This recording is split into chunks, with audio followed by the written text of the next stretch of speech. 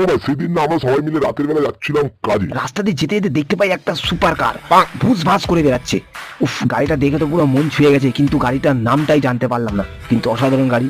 তো যাই হোক, গাড়ি ফাড়ি টুককে চলে গেছিলাম কোম্পানিতে লোডিং ফোডিং করবো বলে। কোম্পানিতে ঢুকে দেখি ও বসে আছে আমাদের গায়ক। তো ওর মুখ দিয়ে দুটো গান শুনলাম। तुम्हें दिल से चाहा था हमने। हाँ कौन लिखा है? लिखा किसने? तुमने? तुम हो राइटर?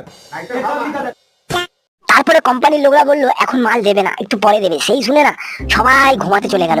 1 ঘন্টা ঘুমানোর পর তারপর আমি আর আমার একটা বন্ধু উঠে গেলাম, কিন্তু দেখি এরা উঠছে না, এরা কি ঘুম দিচ্ছে কে জানে।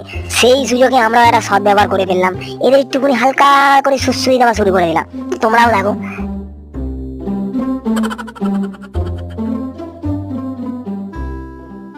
সুসুরি ফুসুরি দিয়ে এদেরকে তুলে গাড়ি ফাড়ি লোডিং করলাম, কাজ কমপ্লিট করলাম, আর আমরা সেদিন তাড়াতাড়ি বাড়ি চলে গেলাম।